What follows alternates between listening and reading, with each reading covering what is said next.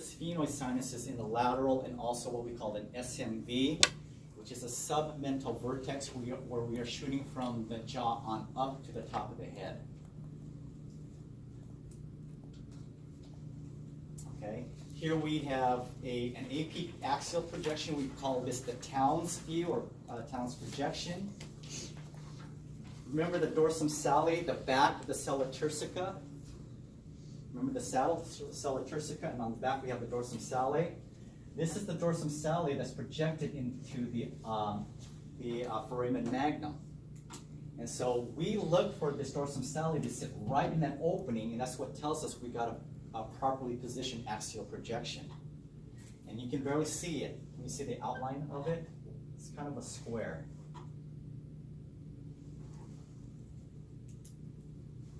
Okay, in the foramen magnum. And again, you have this is your occipital bone. Here is your lambdoidal suture, right there. Then we have the air cells in the back of your occipital. So these are the mastoid air cells right here. The ridge, the petrous ridges of the sphenoid.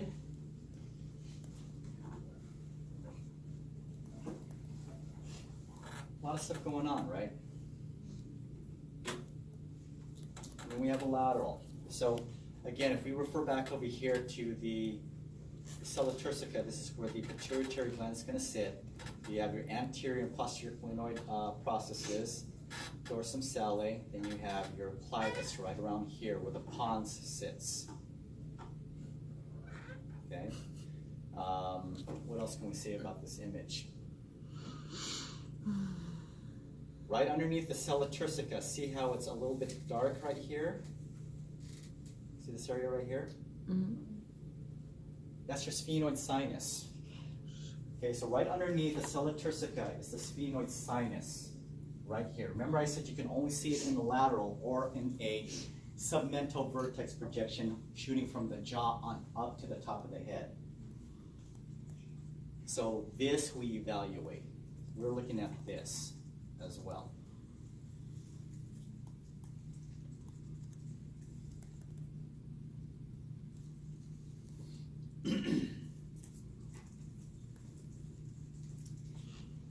We have our orbital plates.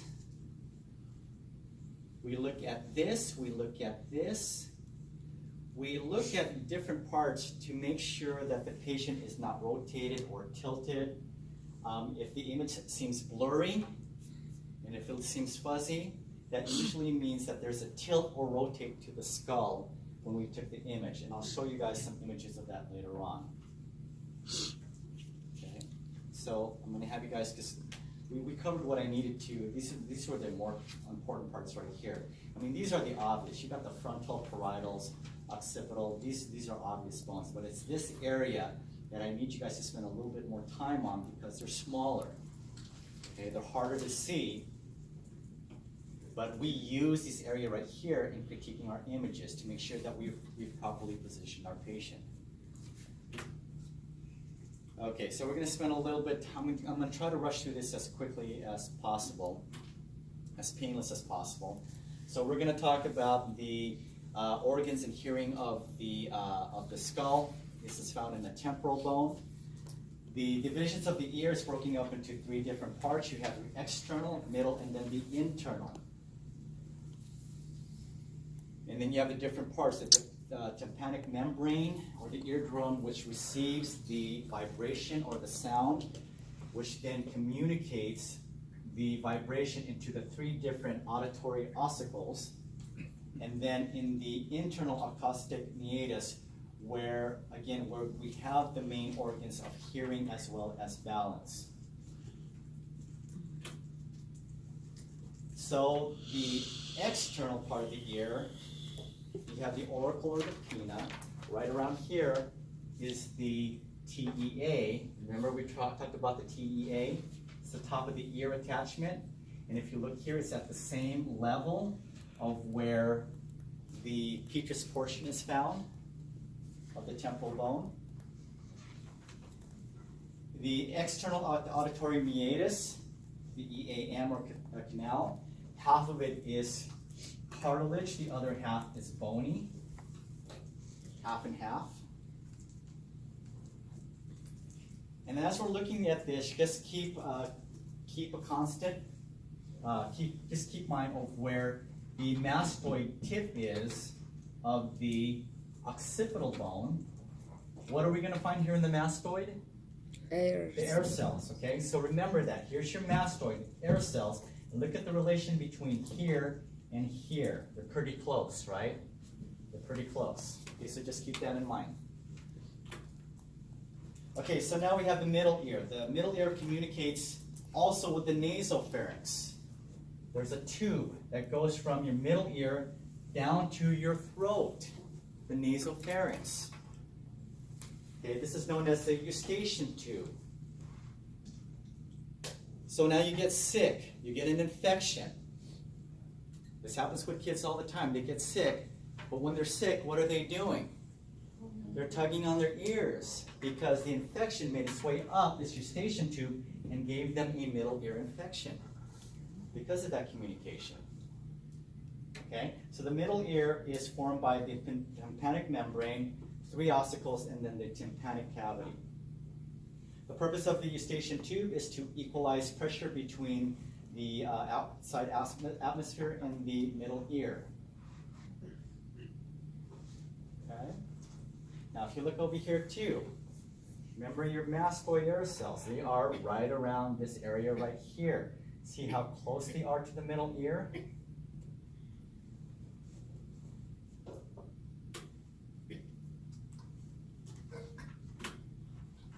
So here are the mastoid air cells now. There's an area called the adductus, which is right here, is an opening or a communication between the mastoid portion of the temporal bone and the adduct of the middle ear. And because of that relationship, again, if you get an infection, that infection is most likely also to go to your mastoid. And vice versa. If you have mastoiditis, if you have an infection or inflammation on your mastoid, it can make its way into the middle ear and then down your throat as well. So this is that back and forth communication. It can go either way.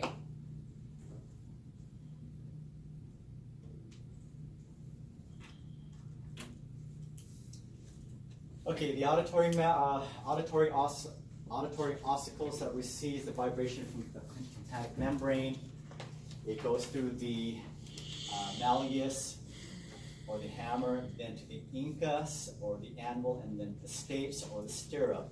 And eventually all the vibration and signal which will make its way into the inner ear, where you will find the semilunar loops and then the cochlea, which we'll talk about here. Okay, the inner ear. This particular area, you have a membranous labyrinth, and then it's also covered by a bony labyrinth. And if I just go ahead and skip over here. So here's where you're going to find the organs of hearing in the equilibrium. Again, these are all housed in what bone? What part of the bone is this housed in? The temporal bone. Okay, remember the petrous portion is where these are found, the petrous portion of the temporal bone. So if we look at the osseous labyrinth, it's broken down into 3 different sections. You have the semicirculars. Okay, you have the lateral, you have the superior, you have the posterior semicirculars. And this is where you're going to find the sense for equilibrium and direction is on the semicirculars. And then on the other side, we have Coachella. That's going to be, what's Coachella? Isn't that? You tell us, you just made it up. No, Coachella is, what is it? Coachella is a concert, right? Where all the hip people go, right? I've never been. That's why I'm asking you guys if you know about it. It's a great time. It's a great time. So the cochlea. Anybody go? I've gone. You've gone? How was it? It was great. It was great. Lots So of you workshop. actually remembered? He was still in the YouTube. Yeah. I didn't get that messed up. Okay. Well, you being here is proof that, You made it. yeah, you made it. All right, so the cochlea then is going to be where you're going to find your organ of hearing, okay? So just know that. Semicircular is for your balance over here. The cochlea is for your hearing. And then right in the middle of it is what separates the two sides. It's known as the vestibule. That's all you guys need to know for this, okay? I'm not going to get too much into it. So if we wanted to evaluate that, is that something that we can do in X-ray? No, it's too deep. There's no way we can evaluate that with X-ray, and this is where CT and MRI comes in for better evaluation of the structures.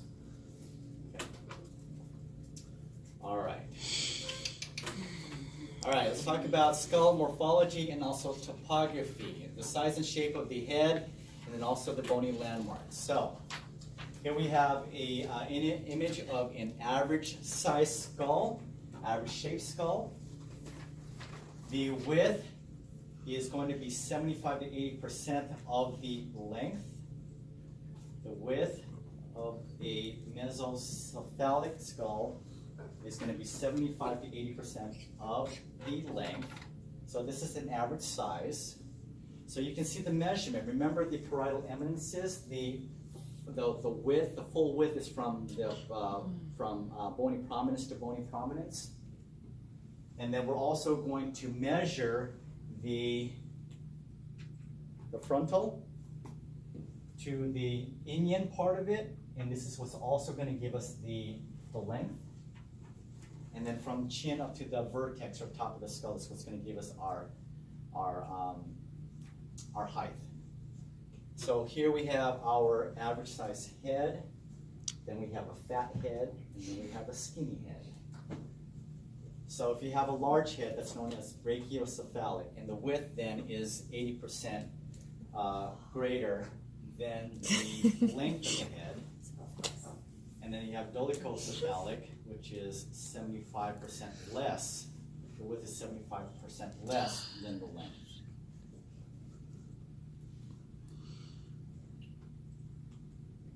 Okay, and it also talks about the reference of the petrous ridges to the mid-sagittal plane.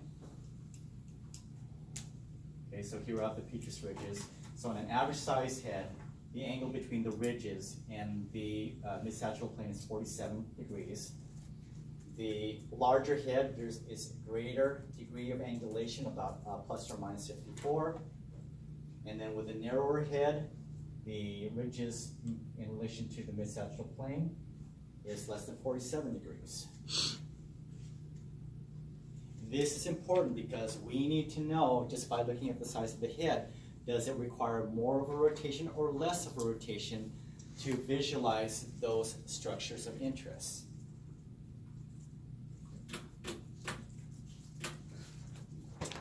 Okay, facial landmarks. So I introduced you guys to the glabella.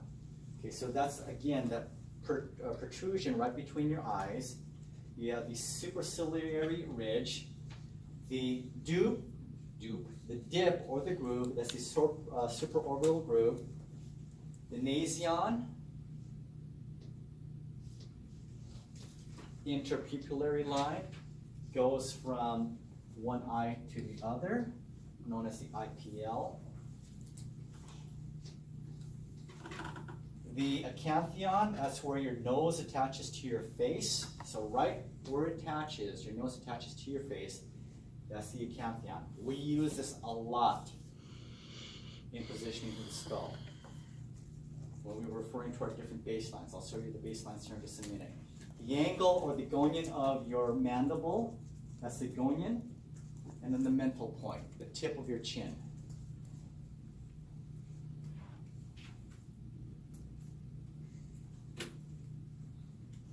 Then we have a lateral view of it. So the glabella, again, right, that protrusion right there.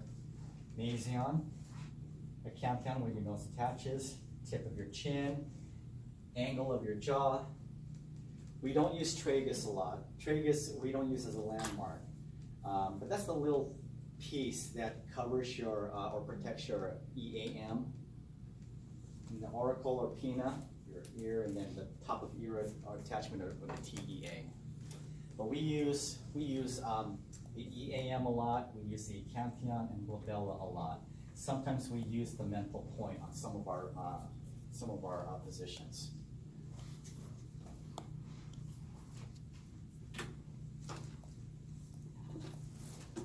All right. What I want you guys to be familiar with here are the canthus, and that's basically the edges of your eyes. It's the outer canthus, the edges of the eyes, outer canthus. IOM stands for infraorbital margin. IOM stands for infraorbital margin, and the SOM is the supraorbital margin.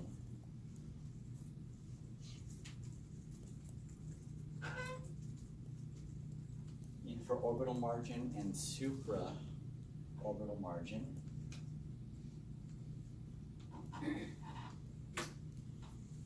And these are all our lines that we use in positioning the skull. So remember, well, first here, M. You see there's a lot of M's here, right? M, M, M, M, M, M. The M is reference to the meatus. Remember I said we use the outer ear, the outer external auditory meatus, as one of our main points. So one of the baselines that we use is the GML, which is the glabello-meatal line. Then the outer canthus of the eyes is the orbital meatal line.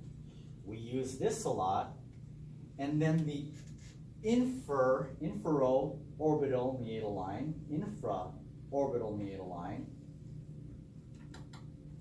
where the nose attaches to the face, the acanthion is the acanthial meatal line. L stands for lips meatal line. And then ML is the mental or the chin, mental meatal line. So these are all our different positioning lines that we use in X-ray, some of it. Now the infraorbital meatal line, the IOML, is also known as the Reed's baseline. Okay, it'll be referred to as an IOML or the Reed's baseline. So the Reed's baseline is the IOML. And then this particular one here is the glabello-alveolar line. This is an imaginary line that goes from your glabella to the bone where your teeth is inserted into the facial bone or the maxilla. It's known as the alveola. So that's what it's referring to. It's the bone of your mouth. It's the alveolar. So that's the glabello-alveolar line.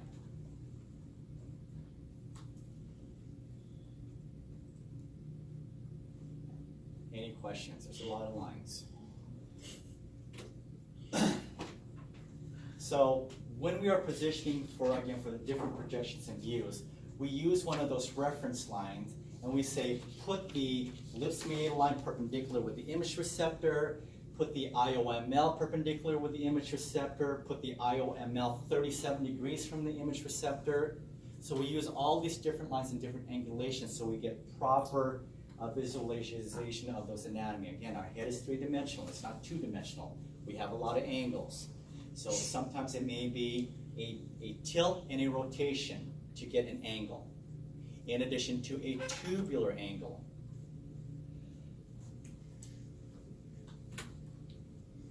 And they just show you different methods of how to, we don't have these tools, but it's giving you a sense of how to get those lines perpendicular or parallel with your image receptor, or perpendicular or parallel with your tube. So things to consider when you are doing skull, erect versus recumbent. What do you think is better, erect or recumbent? I guess the correct answer would be it depends, right? If the patient is mobile, they're able to get around. They're not lethargic. They're fully alert. They're fully awake. then what you would do is you would do them in an upright position.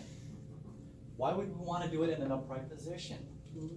What are we looking for? We're not only looking for breaks, but we're also looking for air and fluid levels.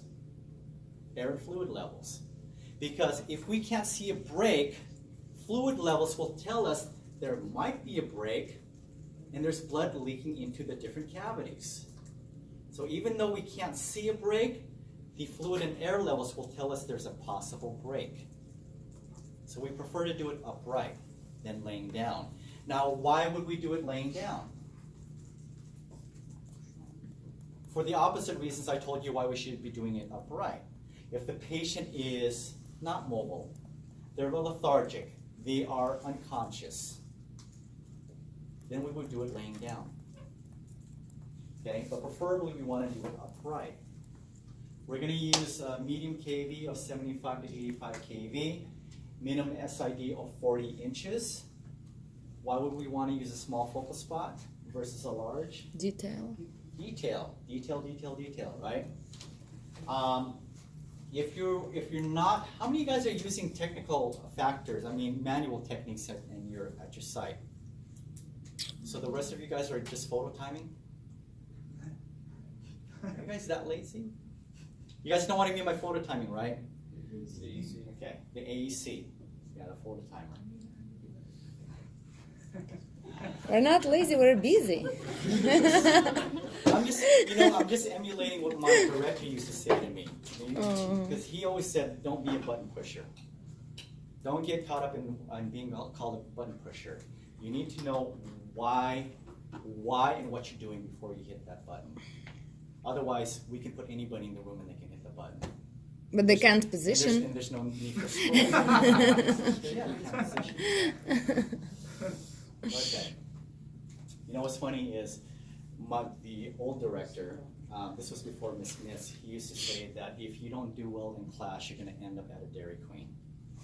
Well, back then, nobody knew what a Dairy Queen was because we didn't have Dairy Queens in California.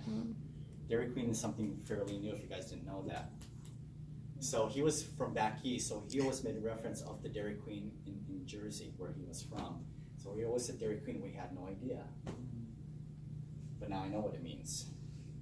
And I wouldn't mind working in there, to tell you the truth. Well, my eating there. Yeah, exactly. All right, so AEC, you're going to use the center cell. You want to shield the thyroid and breast. If you have it. I mean, again, we make suggestions. Is that what the techs are going to be doing out there? Probably not. And if you try to do it, they'll probably laugh at you. Okay? Short exposure times. What are we trying to accomplish there with short exposure times? Minimize movement. Minimize motion. Okay? So we want to minimize motion using short exposure times. Okay? And making the patient comfortable will also reduce motion. Communication will reduce motion. And then look at where they're placing their face. Okay? So when you're doing these type of procedures, make sure, be nice to your patient and clean the surfaces of the wall bucky or the table bucky. Okay? Be nice. And then also be nice by cleaning up afterwards. Because the next person that puts their face on that, you don't want them getting that all over their face. Okay.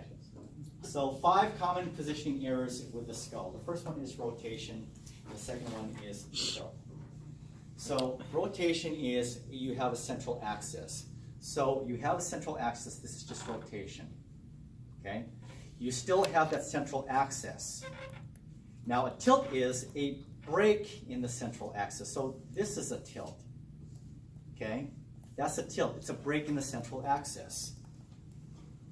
So rotation versus tilt. Another error would be excessive flexion. Some of our x-rays, we have them flex their neck. You can have not enough or you can have too much. Then you have extension. Extension would be, well, this is extension.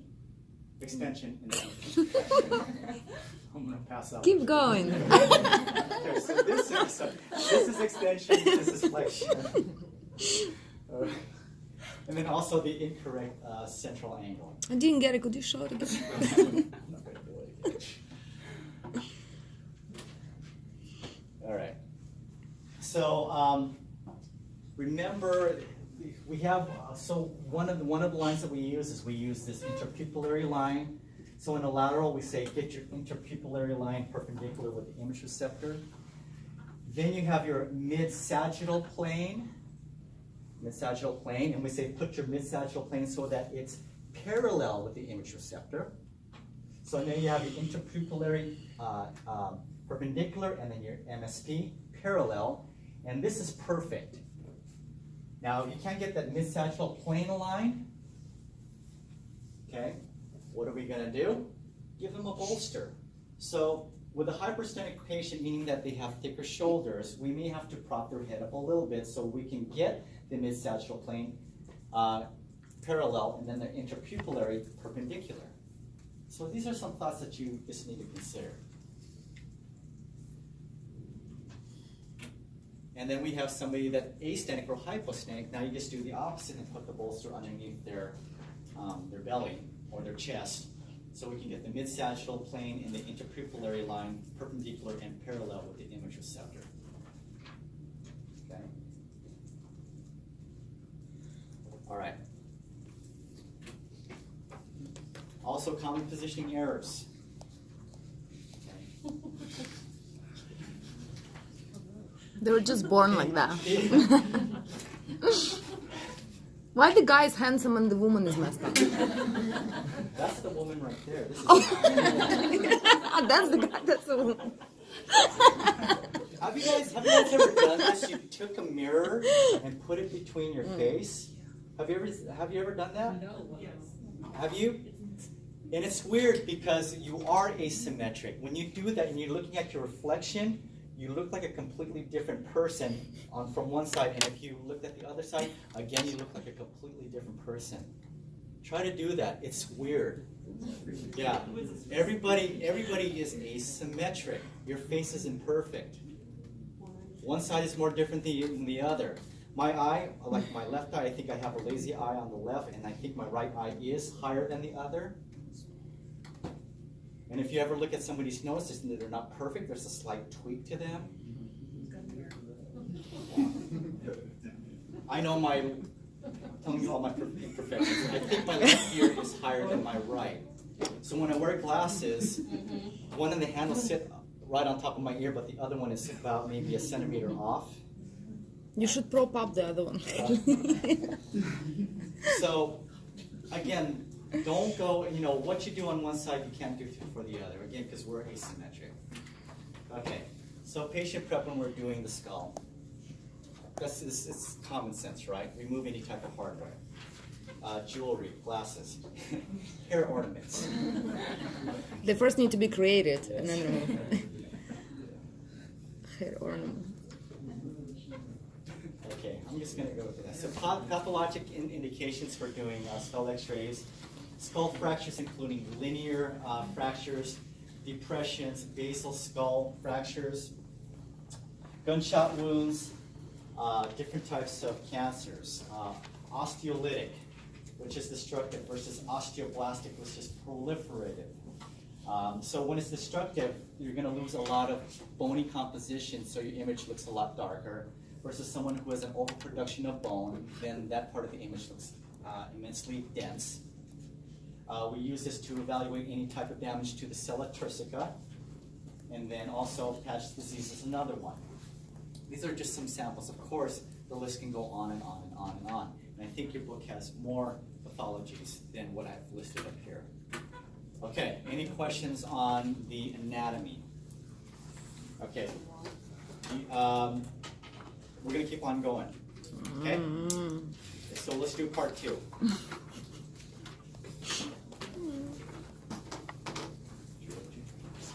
Part 2. You guys want to go on a quick bathroom break? Yes. 5 minutes? Okay, go. Go. Robin, do you want to pause it or no? I don't know. I just know how to turn. How do you pause it? You just stop it.